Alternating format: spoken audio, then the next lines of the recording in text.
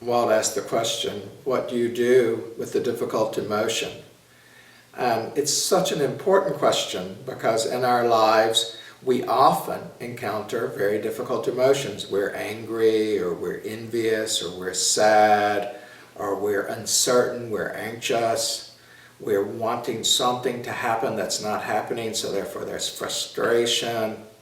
And therefore, what we do with this feeling, each of these feelings when they arise, becomes a very important part of our Dharma practice. The first thing to do is to acknowledge it. To acknowledge, oh, this is a difficult emotion. This is the great benefit of practicing mindfulness. You are aware of a difficult emotion when it arises, and you are able to recognize it as such because you have enough presence of mind. Even though there's a big storm around this particular emotion, you have this presence of mind that says, oh, this is a difficult emotion. And then you can proceed from there. A difficult emotion would be one manifestation of the Buddha's first noble truth, that there is suffering, that there is what he termed dukkha. Dukkha means dissatisfaction, unreliability, emotional and physical pain, all sorts of different connotations with this word dukkha, all having to do with the discomfort and the unreliability and unsatisfactoriness of life, of which a difficult emotion like anger or big, huge envy would represent. So therefore, you are feeling this anger when it's arisen, and you're aware of it, and you go, oh, this is anger. Anger feels like this. Thus the mindfulness. And knowing at that point, you're practicing the first noble truth, that you're willing to stay present in the face of difficulty, of difficult emotions, that you're willing to bear, you're willing to have your heart open, even in times when there's difficult emotions. You're not just going to succumb to them, you're going to stay present such that you can have a relationship to them. You know, it's called a noble truth, this first noble truth. And it's noble not because suffering's so great, it's noble because we are willing to bear it. The conscious bearing of a difficult emotion is a noble action. It's a noble action because you are staying present for what's going on in your mind, what's going on in your body, and in staying present, you have some degree of choice in how you respond to that difficult emotion. So many people in so many instances in their lives are caught in what I term a reactive mind state. That is, something difficult arises, something unpleasant arises, like anger, or something pleasant arises, like having your favorite food and it really tastes good. And either way, whether it's unpleasant or pleasant, that pleasant and unpleasant are like strings, and your mind is like the puppet on the end of those strings. And so you dance to the pleasant or unpleasantness without much choice. Your mind is controlled, your mind is informed, it's conditioned to the degree that you have no freedom of choice. You're simply reacting as those strings are pulling you of pleasant or unpleasant. But with the Dharma, with the Buddha's Four Noble Truths, starting with the first noble truth, that there is suffering, that there is this dukkha, you start to have choice right away. Immediately something changes in your life. Oh, so I have anger right now. Anger feels like this. So you turn your mindfulness to the experience, your inner experience of the anger, rather than acting it out or starting to judge yourself for having it in the first place or feeling sorry for yourself. You go, so this is anger. Wow, I can feel this really hurts. This is very unpleasant. So you're bearing it. You're seeing what it's truly like. And then you meet it with such compassion for yourself. Anger hurts. Anger creates more misery. You hold yourself with this kind of compassion. Now let's suppose it's somebody else's anger. In that same way, you see, wow, this person's really angry.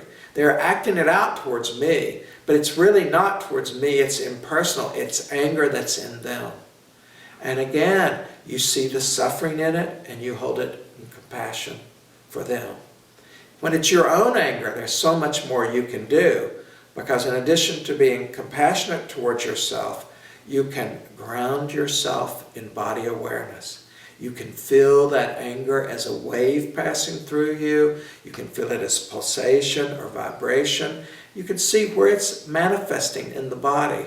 And then you can direct your attention to some other parts of the body. Let's suppose the anger is burning in your belly or racing in your heart.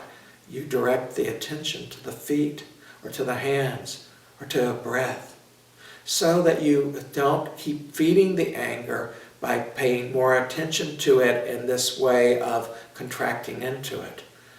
What makes the difficult emotion so difficult is not the initial unpleasantness of anger or envy or disappointment or anxiety, but our resistance to it, our wanting it to be some other way.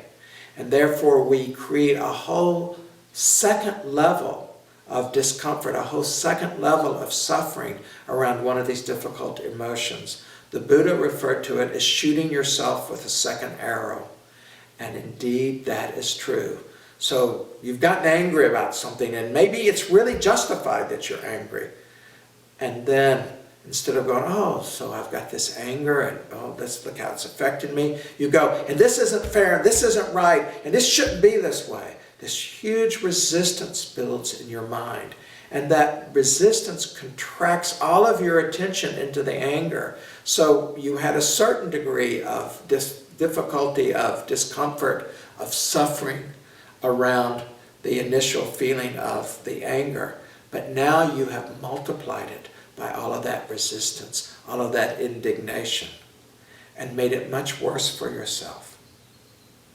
Ironically, you've also made it much less likely that you will be effective in your response.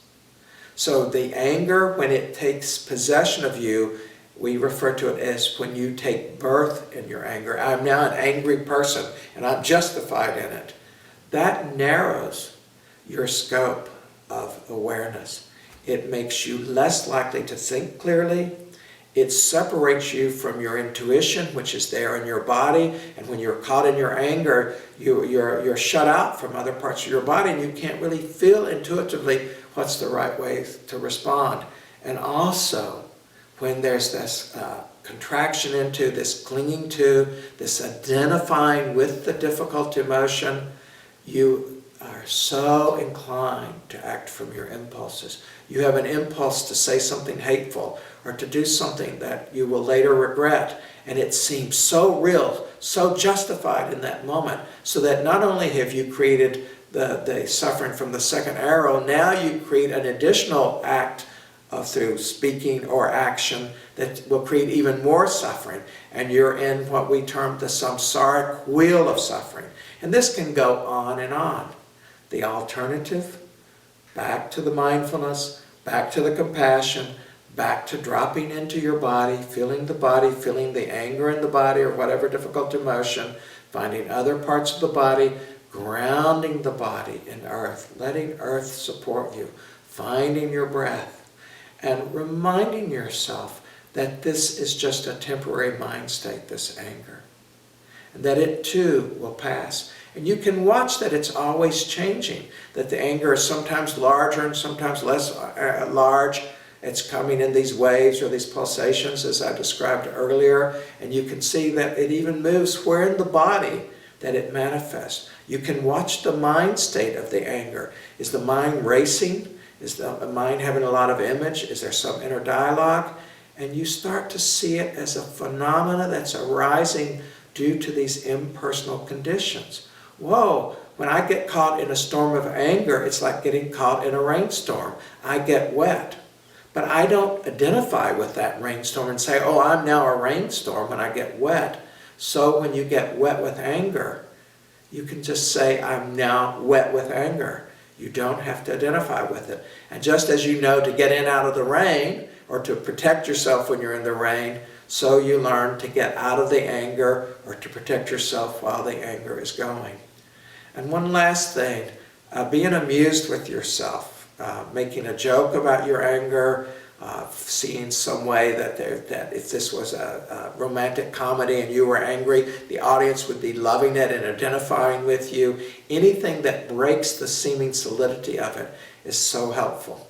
And then at the very, very last is to remember your intention as to what really matters to you and say, I may be angry right now, but I choose to act from my deepest value, not from the values of this impulse of anger, this throbbing heat of anger, but from what really matters to me.